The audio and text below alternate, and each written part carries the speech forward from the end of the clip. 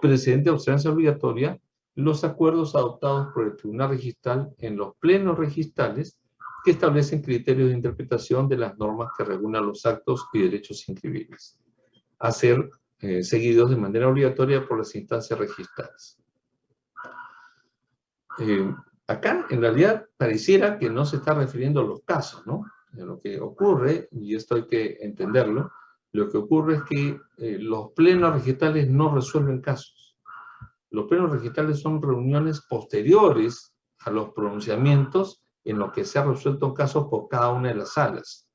O sea, a diferencia, por ejemplo, lo que ocurre en el sistema judicial. ¿Qué ocurre en el sistema judicial? Que cuando se va a resolver un caso que tiene relevancia, se convoca un pleno. Y el pleno resuelve el caso. Y al resolver el caso, lo convierte en precedente de observancia obligatoria. Eso no ocurre en el procedimiento registral, porque el pleno no resuelve el caso. El pleno se reúne después de que los casos hayan sido resueltos y han sido sometidos esos casos ya resueltos al conocimiento del pleno para que el pleno los convierta en precedente de observancia obligatoria. La norma no lo explica, pero esto se entiende de su naturaleza. Estos precedentes, aprobados por el pleno registral por mayoría calificada, deben ser publicados en el Diario Peruano y adquieren obligatoriedad a partir del día siguiente de su publicación.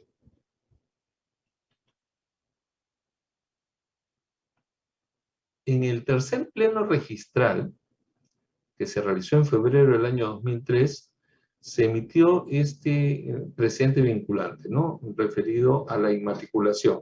Se dijo, la sentencia que declara la prescripción adquisitiva de dominio de un predio es título suficiente para la inscripción de primer dominio en el registro, no siendo aplicable el requisito de antigüedad previsto en el artículo 2018 del Código Civil.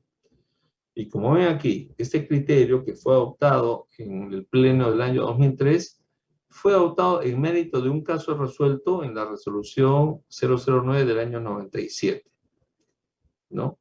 Y posteriormente, este mismo criterio que se había aplicado en este caso del año 97, que fue elevado a la categoría de precedente de observancia obligatoria en el 2003, fue incluido en el reglamento de inscripción al registro de predios en el artículo 18, inciso B. Entonces, acá tenemos el típico ejemplo de cómo se convierte un criterio registral en precedente vinculante. Caso resuelto, elevado al pleno, no hay un plazo para que sea al pleno. Acá hemos visto que este caso se resuelve en el 97 y se elevó al pleno en el año 2003, o sea, 6 años después. Y bueno, una vez convertido en precedente de observancia obligatoria, puede incluso ser incorporado normativamente, ¿no? Como ocurrió en este caso.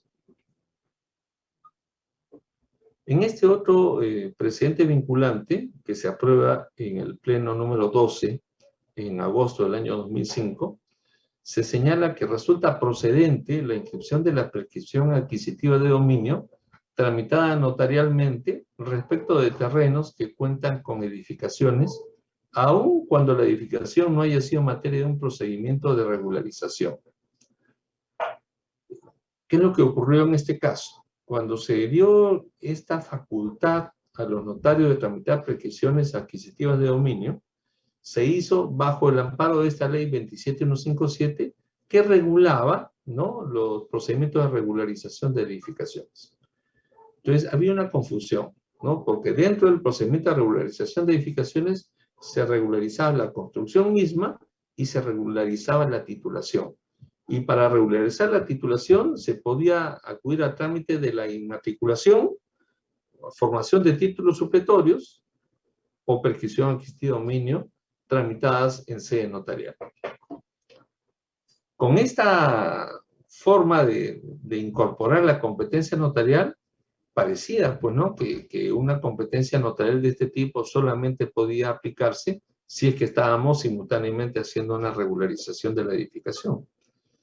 El tribunal, haciendo una interpretación extensiva de las normas, dijo que no, ¿no? Porque si bien es cierto, se ha regulado todo dentro de esta legislación especial que aludía a la regularización de edificaciones, la competencia notarial había sido extendida de manera independiente, con la única condición que se produjese sobre un predio de naturaleza urbana, estableciendo en qué caso se consideraba que había un predio de naturaleza urbana para que se pueda admitir la competencia del notario.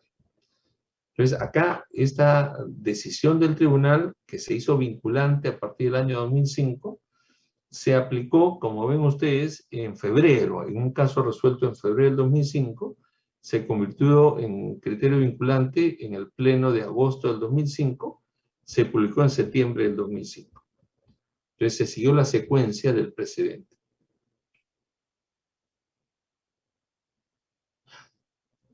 Luego vemos el precedente del emplazamiento de los titulares registrales en los procedimientos de prescripción adquisitiva, ¿no?, que ya hemos analizado.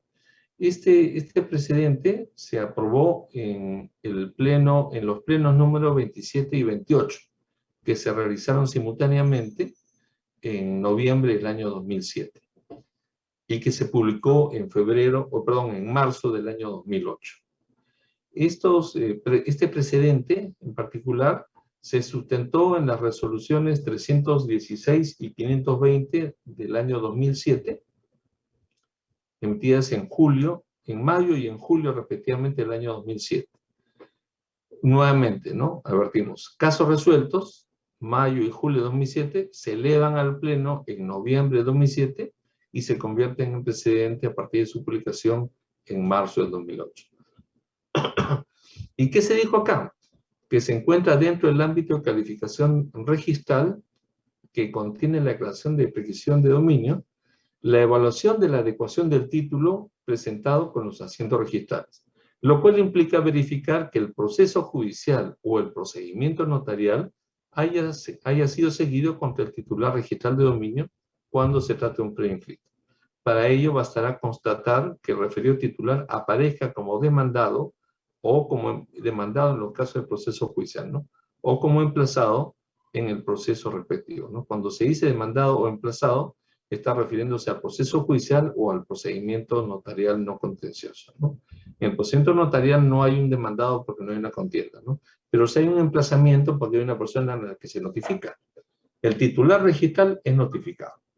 Además de las publicaciones que se efectúan, es notificado de manera personal en el domicilio que figura en el Registro Nacional de Estado Civil. Entonces, es necesario el emplazamiento. Pero este emplazamiento tuvo que precisarse, ¿no?, tiempo después.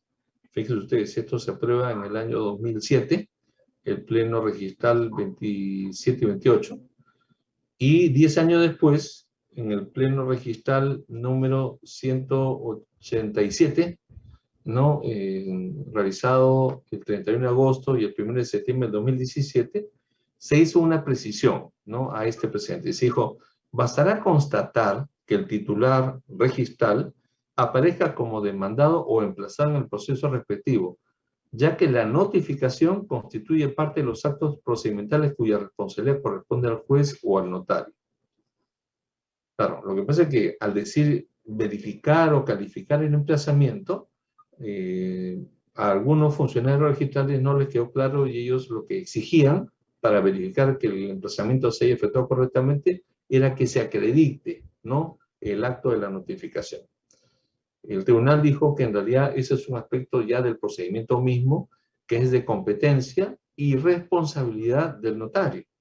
O sea, si el notario lo hizo, o lo hizo correctamente o no, eso es responsabilidad de él.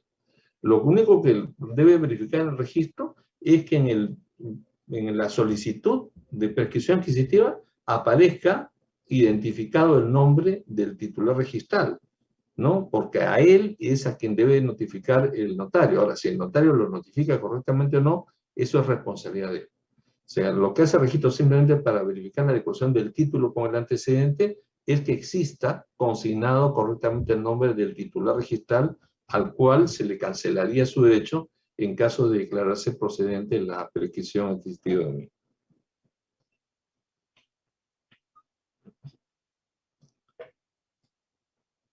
En el año 2007, también en el mismo precedente 27 y 28, perdón, el mismo pleno 27 y 28, se aprobó este otro criterio, que es un criterio un poco confuso, ¿eh? Es un criterio que hay que leerlo con bastante cuidado.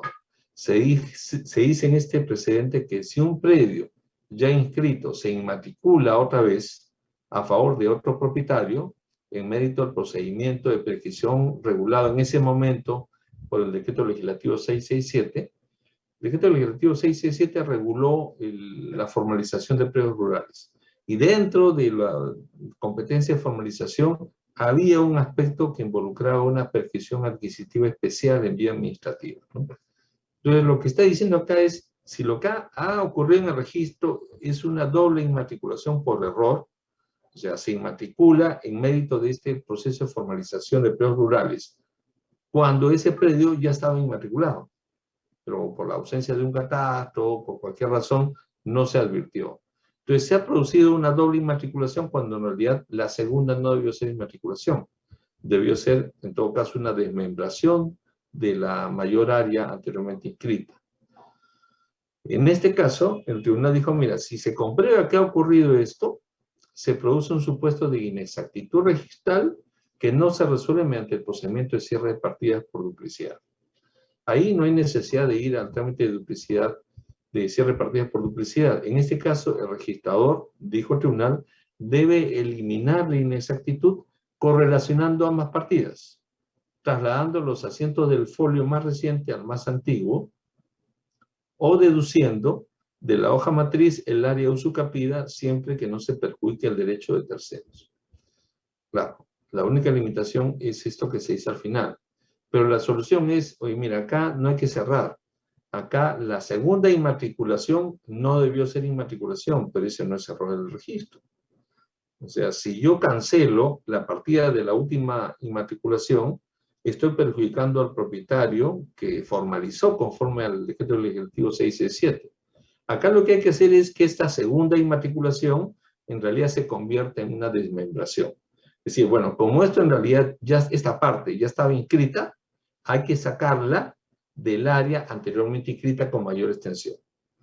Entonces se hace una correlación entre una partida y otra y se dice, bueno, esta parte, ¿no?, ya no está en vía de inmatriculación, sino en vía de independización de la partida anteriormente inmatriculada, ¿no? Se extienden las anotaciones de correlación entre ambas y no es necesario cancelar ninguna partida. Ya, esta solución es una solución importantísima porque se produjeron muchos casos de falsas inmatriculaciones con este proceso de formalización llevado a cabo en predios rurales, ¿no?, en virtud del decreto legislativo 667. El decreto legislativo 667 lo que decía era, bueno, si se encuentran propiedades ¿no?, en posesión de personas que no tienen título, se hace la anotación preventiva y si se hacen publicaciones, se hacen notificaciones en el predio, se colocan carteles, y si dentro de un plazo determinado no se formó una posición, entonces se convierte en definitiva. Bueno, eso era en pocas palabras una petición que se articulaba directamente ante el registro. Ya, ese procedimiento, ¿no?, daba lugar en algunos casos a inscribir la prescripción cancelando el derecho al antiguo dueño, ¿no? O si no estaba inscrito, a generar una partida en vía de inmatriculación. Como esas partidas creadas en vía de inmatriculación a veces obedecían a un error de registro, porque no habían advertido que había un área anteriormente inscrita y no podía ser inmatriculación, sino que debía ser independización, el criterio del tribunal fue que se debe regularizar y no cancelar la partida menos antigua.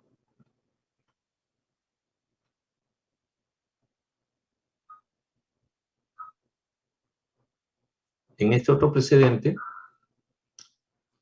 del año 2008, se dijo, adoptado en virtud de unos criterios expresados en estas resoluciones del año 2005 y 2007, se dijo que para la inscripción de la prescripción adquisitiva de dominio no se requiere la acreditación del pago de los impuestos de alcabala y predial, por tratarse de un modo originario y no derivativo de la adquisición de la propiedad, ¿no? Esto es lo que ya habíamos analizado. Acá obviamente había un error, ¿no?, de algunos registradores que entendían incorrectamente que cuando se solicitaba la inscripción de una prescripción adquisitiva tenía que exigirse lo que se exigía para la inscripción de los actos traslativos de dominio. como la prescripción no es una traslación de dominio, sino es un nuevo derecho, no se puede aplicar la misma exigencia.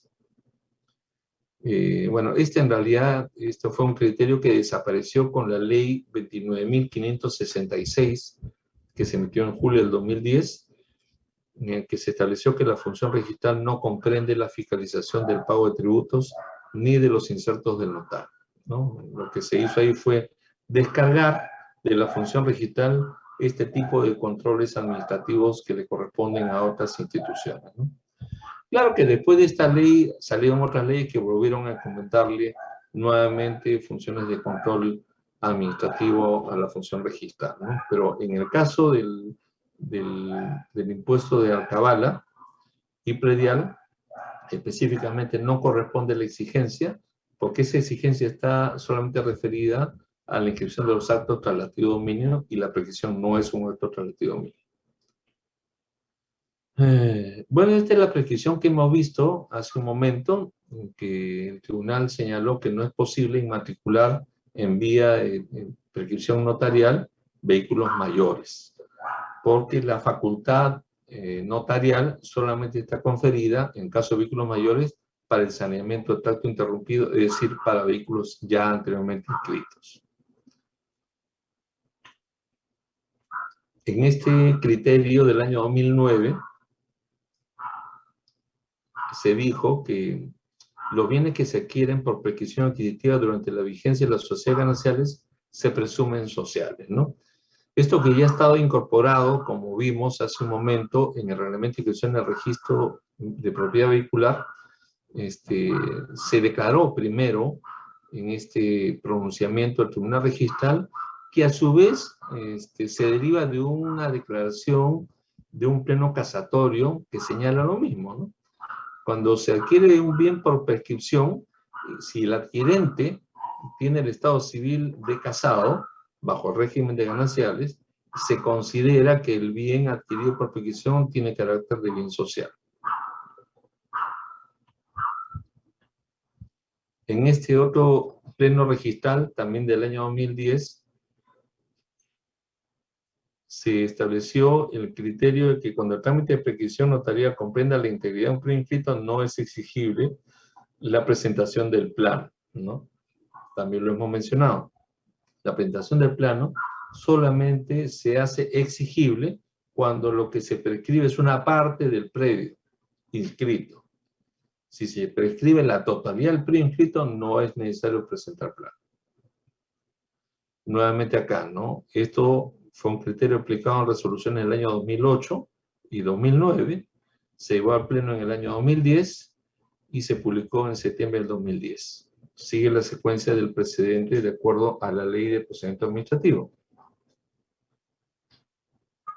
En este otro pleno registral del año 2012, el pleno número 84, se estableció que no corresponde a las instancias registrales, por ser exclusiva responsabilidad del notario, evaluar la aplicación o inaplicación de la ley 29.618.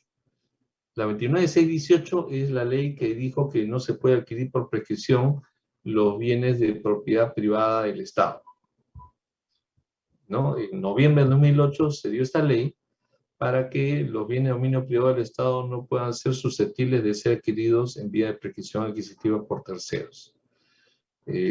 Sobre este tema, ya lo hemos conversado anteriormente, se suscitó el debate, ¿no? ¿Qué pasa si la prescripción, si el plazo de prescripción operó antes de esta ley? O sea, si en caso de los bienes inmuebles, ¿no? Si el plazo de 10 años se completó en el año 2008, por ejemplo, y en el año 2010 se prohíbe la prescripción contra bienes inmuebles de propiedad privada del Estado, ¿qué pasa con esa prescripción que ya se había producido pero no tenía una sentencia que lo reconozca o una declaración notarial que lo reconozca? Algunos sostenían, bueno, aunque yo hubiese operado, como no se solicitó, ya no se puede solicitar porque hay una ley que lo impide. Otros dicen, no, la ley lo que impide es que se declare a partir de ese momento porque la ley no tiene eficacia retroactiva. Entonces, de ese momento, ¿no?, de publicación de esa ley en adelante, no es posible que alguien complete el periodo de prescripción. Pero si el periodo de prescripción ya se completó con anterioridad, la sentencia o la declaración del notario que se emita con posterioridad, incluso a la ley, no es que tenga un efecto retroactivo, sino que tiene naturaleza declarativa de algo que ya operó con anterioridad. Tema que tiene opiniones a favor y en contra, ¿no? Ya hay algún pronunciamiento de la Corte Suprema en el sentido de admitir, ¿no? Que sí es posible que con posterioridad a la ley se tramite una prescripción siempre y cuando se verifique que el plazo de prescripción operó antes de la promulgación de esta ley 29.618.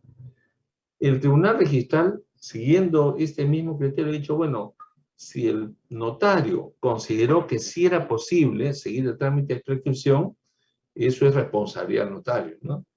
Entonces, si él ha evaluado, ¿no?, la aplicación o inaplicación de esa ley, eso no puede ser materia de calificación por el registro, ¿no? Porque eso es parte de su responsabilidad funcional.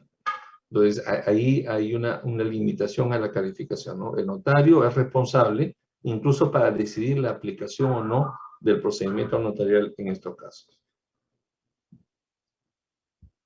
En este otro pleno registral del año 2012, se señaló que es competencia y responsabilidad exclusiva del notario determinar si los planos que se presentan al registro para inscribir los actos relacionados con los procedimientos no contenciosos de prescripción adquisitiva, títulos supletorios o saneamiento de características físicas, los notarios tienen varios procedimientos a su cargo, ¿no? Varios procedimientos no contenciosos a su cargo.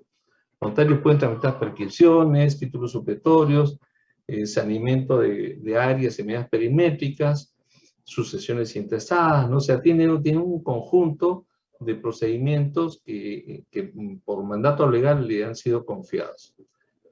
El tribunal ha dicho que en estos casos es responsabilidad del notario determinar si estos planos deben ser visados o no por la autoridad municipal o por un verificador técnico. ¿Por qué? Porque lo que pasa es que la naturaleza del verificador es la naturaleza del sustituto, ¿no? Uno puede acudir al verificador cuando el funcionario competente no lo ha hecho, no ha intervenido. Se crea la figura del verificador, por ejemplo, el verificador catastral, ¿no?, para hacer el levantamiento catastral cuando la entidad competente, la que genera catastro, no ha intervenido para levantar catastro. Entonces el interesado contrata a un profesional que tiene la condición de verificador y ese profesional hace la labor que le correspondía hacer al órgano competente que no lo hizo. Y si interviene un verificador, entonces ya no es necesario exigir la intervención de la autoridad, ¿no? Entonces, lo que acá está en discusión es necesario, si interviene un verificador que también esté visado por el municipio, en el procedimiento, ¿no? En ese procedimiento se lleva ante el notario. Y el tribunal lo dijo, bueno, esa es decisión del notario, ¿no?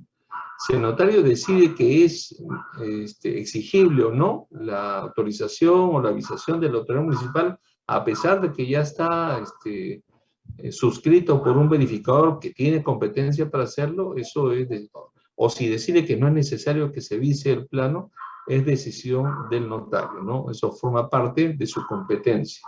Eso forma parte de la regularidad del procedimiento que no es materia de calificación por el registro.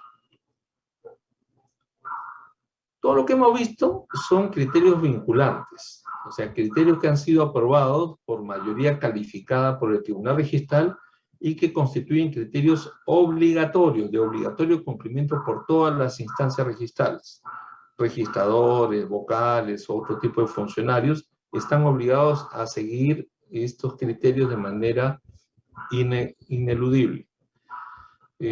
Ahora vamos a ver algunos acuerdos, digo algunos, ¿no?, para no extender demasiado, que no tienen naturaleza de precedente de observancia obligatoria, porque no han sido aprobados por la mayoría calificada del tribunal, pero sí han sido aprobados por la mayoría simple del tribunal, ¿no? Y al ser aprobado por la mayoría simple, de todos modos vincula al mismo tribunal. Por eso que un acuerdo plenario, a pesar de no ser un criterio vinculante para todos, constituye un criterio de predictibilidad, ¿no? Porque ya sabemos que si el registrador no lo aplica por no sentirse obligado a cumplirlo, si uno apela, en el tribunal sí van a aplicarlo porque ellos han establecido esa posición. En el artículo 23 del reglamento del Tribunal Registral, se dice que los acuerdos de prueba precedentes de observancia obligatoria se adoptan con el voto a favor de 2/3 partes vocales concurrentes, es decir, mayoría calificada. En los demás casos basta el voto a favor de la mayoría simple de los vocales que concurren. O sea, la mitad, más de la mitad.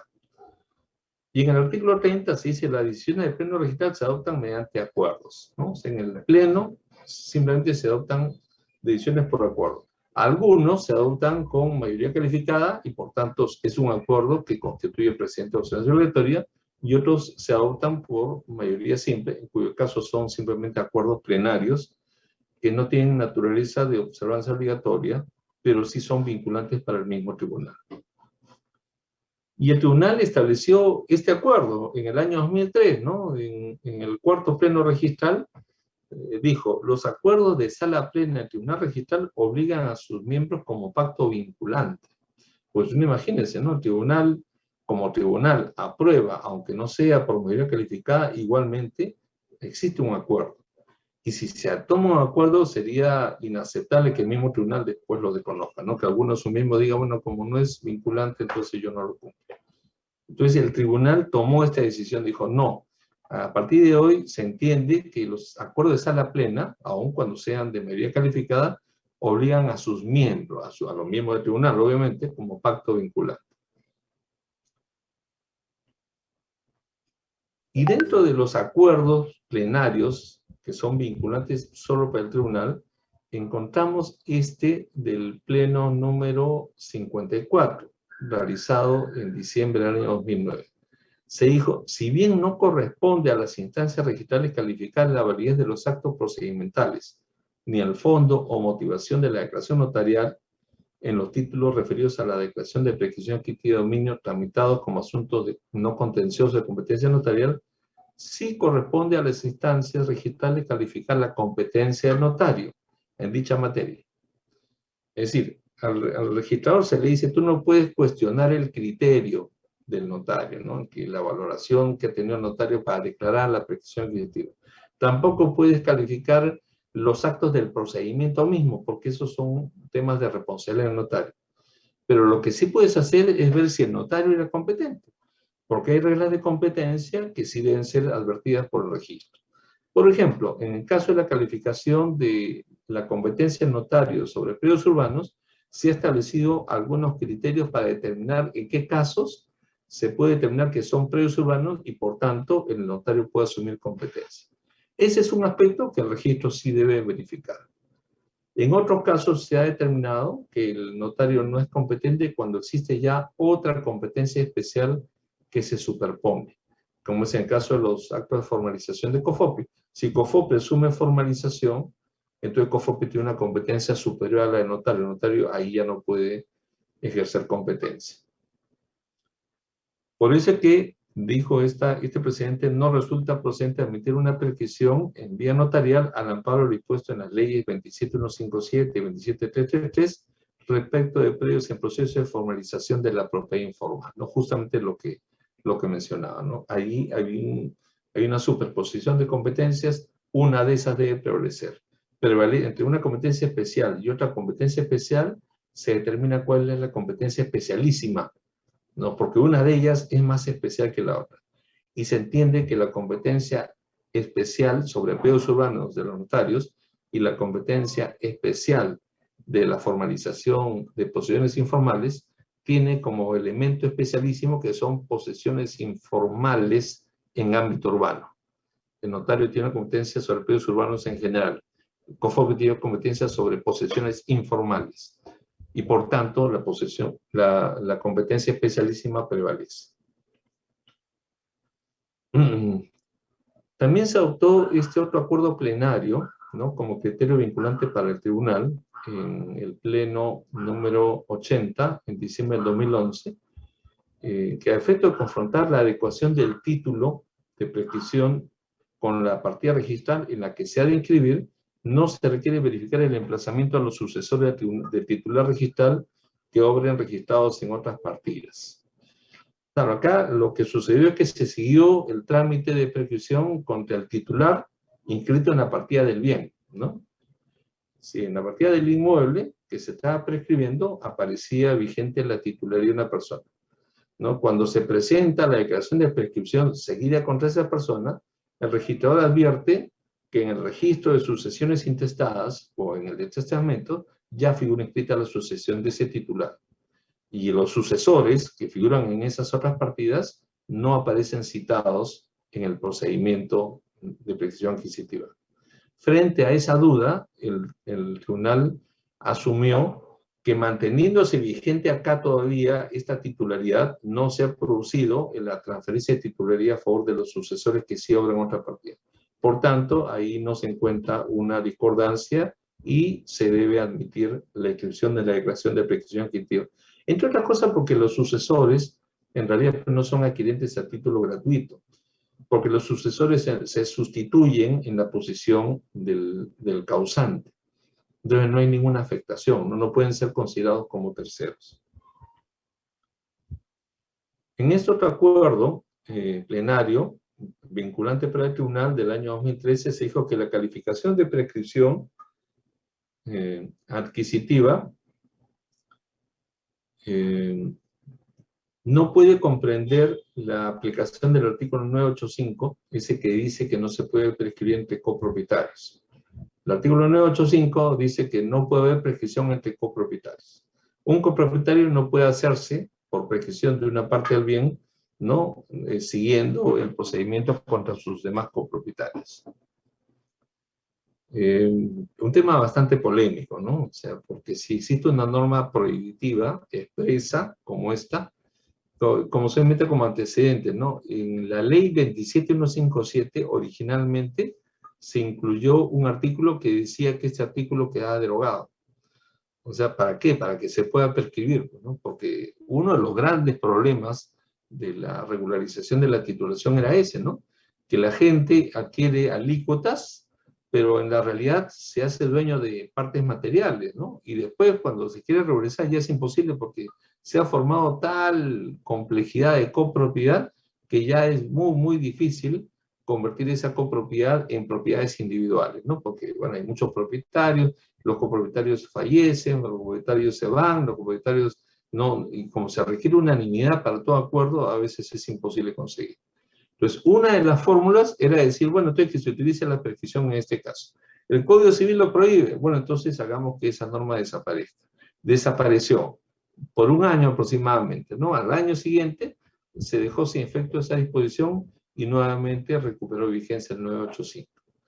Entonces, en estos casos, el Tribunal Registral toma la posición de decir, bueno, pero si un notario considera que a pesar de que hay una norma que lo prohíbe, él lo aplica, esa es una decisión, ¿no? que es parte de la motivación de su declaración notarial y por tanto, yo como registro no me puedo meter ahí. Bueno, esto usted está bien, o sea, está al borde, ¿no? Está en el borde del límite de la calificación, ¿no? Si es posible o no que alguien pueda calificar. Efectivamente es parte de la motivación y efectivamente es parte de la decisión del notario, ¿no? Pero también es verdad que hay una norma clara que prohíbe que se aplique este tipo de prescripciones, ¿no? Esta decisión del tribunal se mantiene vigente, pero solamente a nivel de tribunal. Tenemos también este acuerdo plenario del año 2014, el pleno número 125, que señala que para inscribir la independización de la parte prescrita no se requiere autorización municipal de subdivisión. Bueno, esto es un tema importante, ¿no?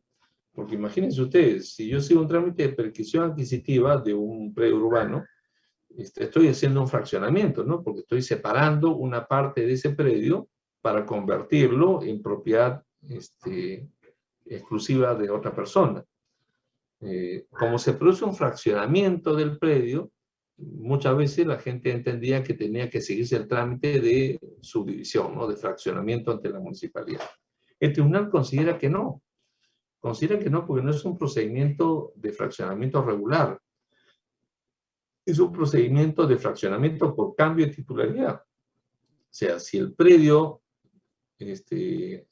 matriz le correspondía a una persona, parte de ese predio ya no le va a corresponder porque cambió de propietario en vía de prescripción. Y por tanto no hay una voluntad de fraccionamiento, sino hay un fraccionamiento de hecho, porque ya hay un propietario. O sea, no puedo mantener en la misma partida dos historias, ¿no? No puedo contar la misma historia de la sección prescrita con el resto del inmueble. Entonces, la lógica del tribunal es que esto no corresponde a una decisión de fraccionamiento del titular y por tanto no requiere autorización municipal. O sea, lo que está ocurriendo acá es que se está consolidando un fraccionamiento de hecho de ese bien y por tanto basta la declaración notarial para que en mérito de esa declaración se produzca el fraccionamiento a nivel registral. Porque entre otras cosas, de otra manera contravendría el principio de especialidad, ¿no? Y la técnica del folio real. En el pleno del 2015, en el pleno número 182, se dijo que en caso de inmatriculación por el procedimiento notarial, recuerdan ustedes que el trámite de prescripción también sirve para inmatricular áreas no inscritas, ¿no? Si se hubiera acreditado ante el notario que el derecho del solicitante proviene de un particular, deberá constar en el acta dicha circunstancia y el nombre del particular emplazado en el procedimiento. En caso contrario, en el acta deberá constar el emplazamiento a la SBN o a los gobiernos regionales. En este supuesto será suficiente que el notario deje constancia en el acta que ha cumplido con las formalidades de notificación. ¿Por qué? ¿No? Acá se forma un problema mayor. Porque los predios que no están inscritos, en principio se presumen que son del Estado.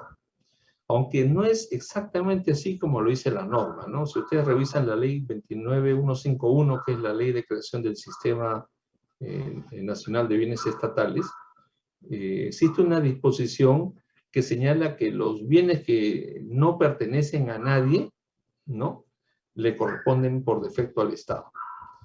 O sea, si hay un bien inscrito a favor de una persona, se presume que esa persona es el propietario. Pero si el inmueble no está inscrito, el hecho de la no inscripción no significa automáticamente la asunción de titularidad por el Estado. O sea, tiene que existir una comprobación de que no hay otro propietario. Aunque no tenga derecho inscrito, puede haber un propietario. Tan es así que la SBN tiene un procedimiento de inmatriculación de áreas no inscritas. Y en ese procedimiento de inmatriculación hace una indagación. Consulta a la municipalidad, se apersona a la zona, verifica si hay posesionarios, consulta si tienen título de propiedad. O sea, no es simplemente el hecho de que no existe inscripción en un ámbito para que el Estado se considere dueño. Tiene que haber una comprobación de que no existe un dominio particular no inscrito. Entonces, si se presenta en vía de inmatriculación un título de prescripción, el tribunal ha dicho, para evitar que exista un conflicto, que en el trámite notarial se tiene que haber evidenciado que el derecho de propiedad ha vencido un derecho anterior no inscrito. O sea, y se tiene que evidenciar que había un derecho de propiedad anteriormente no inscrito. Si no existe esa evidencia, el tribunal considera que es necesario notificar a la SBN. Claro, notificar a la SBN significa que la SBN se va a oponer, ¿no?, inmediatamente, porque la SBN no puede consentir que alguien asuma una propiedad por prescripción. Tiene que haber una contienda. Un procedimiento notarial no contencioso no permite un debate. En este otro pleno registral del año 2018, en el pleno número 199, la declaración de propiedad por prescripción adquisitiva de dominio no es materia de arbitraje, ¿no? Acá se ha proscrito, ¿no?, que en vía de arbitraje se pueda emitir una declaración de prescripción adquisitiva de dominio, lo cual en realidad es un tema bastante discutible, ¿no? Pero existe este acuerdo que es vinculante a nivel del tribunal. Bueno, y para finalizar, ya estamos terminando, hay algunos criterios registrales casuísticos que no son ni precedentes de observancia obligatoria, ni acuerdos plenarios del tribunal. Son criterios registrales casuísticos que se convierten en reglas de calificación. ¿Cómo es esto? El artículo 33 del Reglamento General de los Registros Públicos señala como una de las reglas de calificación, en primera instancia, que cuando el registrador conozca el mismo título cuya inscripción fue dispuesta por el tribunal registral, o uno, que no es el mismo, ¿no? O uno que tenga las mismas características, aunque sean distintos los intervinientes o las partidas a las que se refiere, deberá sujetarse al criterio establecido por dicha instancia en la anterior ocasión. Entonces acá, fíjense ustedes, esta regla es importante, ¿no? O sea, si el tribunal ya resolvió un caso, ¿no? El registrador tiene que someterse al criterio establecido en ese caso, aunque no sea el mismo título, aunque sea un título diferente de otras partes y de otros inmuebles, pero que tenga la misma naturaleza, ¿no? O sea, si la naturaleza es la misma, se debe sujetar al mismo criterio establecido por el tribunal registral en esa ocasión anterior. Esta es una regla importantísima. Por eso es que acá tenemos, por ejemplo, en cuanto al emplazamiento del titular registral de dominio, no toda discrepancia en cuanto al nombre del titular de un predio en materia de prescripción adquisitiva y el nombre de la persona que figura como emplazado impide la inscripción. La inscripción procederá, dice esta resolución del tribunal, cuando existan suficientes elementos de conexión y razonabilidad que permitan concluir que se trata de la misma persona, ¿no? Esto es bastante común, ¿no? Porque en cuanto a nombres, existe este problema, ¿no? Que las titularidades antiguas, sobre todo, no tenían la rigurosidad que se aplica ya desde hace algunos años, ¿no? O sea, no se aplica la misma información literal del documento de nacionalidad de identidad. Muchas veces el otorgante manifestaba su nombre y lo manifestaba tal como era usual, ¿no? Tal como era conocido. Hay personas que se denominan por su segundo nombre, no utilizan el primero, o no utilizan el segundo y solamente utilizan el primero, y esa aparente discrepancia después puede suscitar algunas dudas. Pero frente a ese escenario, el tribunal, en el caso como este, ha dicho, no, pues, pero es que aun cuando existan discrepancias de ese tipo, hay que tratar de buscar elementos de conexión. ¿Cuáles son? El documento nacional de identidad, ¿no? Si obra el documento de identidad en el título archivado y se puede establecer la conexión con el título de prescripción, eso elimina, ¿no?, la necesidad de formular observaciones. En este otro pronunciamiento se dijo que el título, a efecto de inscribir la sentencia que declara la prescripción adquisitiva de dominio en sede judicial, debe estar conformado por el oficio dirigido al juez, por el juez al registrador y las copias certificadas de las piezas procesales pertinentes, así como los documentos técnicos a los que se hace referencia en el inciso 2 del artículo 505 del Código Procesal Civil, mientras que la prescripción tramitada en sede notarial se inscribe en mérito a escritura pública, acta protocolar o formulario registral expedido por notario público. Lo que acá se estableció fue la formalidad, ¿no? La formalidad, en el caso de prescripción adquisitiva judicial, es el oficio, ¿no?, las copias certificadas y los documentos técnicos que señala el artículo pertinente del Código Procesal.